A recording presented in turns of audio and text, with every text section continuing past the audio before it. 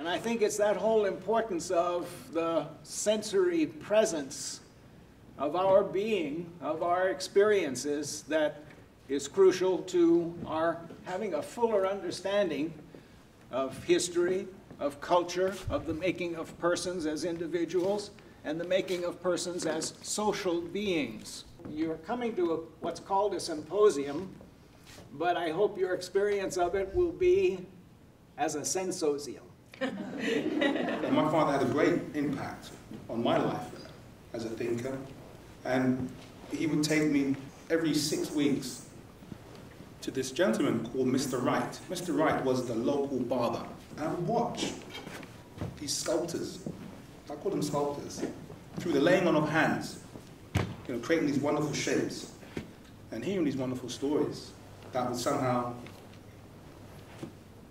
begin to shape my own understanding of the world, my own understanding of Britishness, identity, and logic.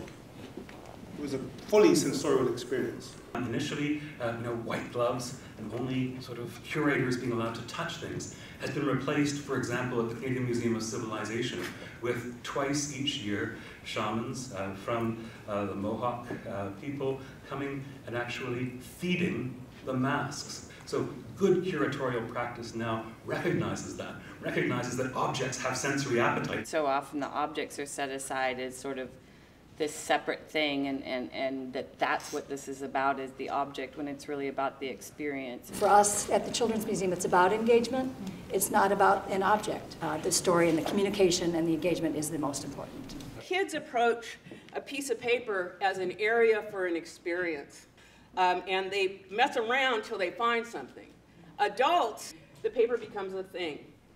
And again, we're talking about this museum and stuff. We're talking about something going from an experience like the icon to a thing.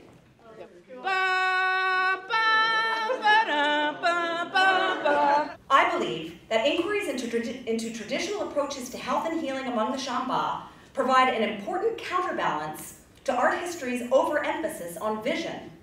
Cartesian dualism spawns or generates a kind of mind-body split.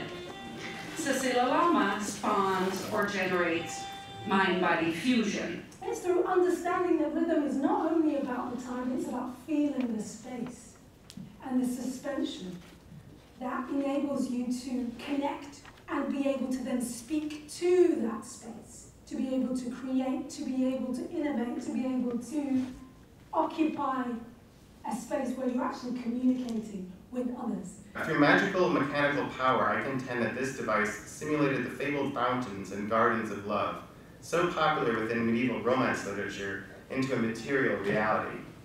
1, 2, 3, 1, 2, 3, 1, 2, 3, 1, 2, 3, 1, 2, 3, 1, 2, 3, 4, 5, 1, 2, 3, 4, 1. And you see how sophisticated it gets. And this is what our composer is demanding of us, because if we can't do that with complete freedom, we can't improvise. Our lives are constant movement, but through movement we improve the next step, every bit of pun intended, right? So through movement we improve the next step that we make, because through movement we understand our physicality better. When we're hearing a sound that is made from the DNA of our ancestors, we are implicated in that. The object that we hold is implicated in the being a sponge for that sound as well. All of these things layered into a chorus of meaning, touch, and sound. The idea of just the here and what it represents for centuries, for generations, and then to hear it speak was really humbling, and I want to thank you. My senses are tingling as a result of your presentation. You have enlivened ancestor for me in a way that I never got from any of my anthropological reading. There are no words to end this conversation, because this is a conversation that is ongoing and that I hope will grow. I leave you with this. Tell as many of your friends as possible, and your enemies, to come to their senses.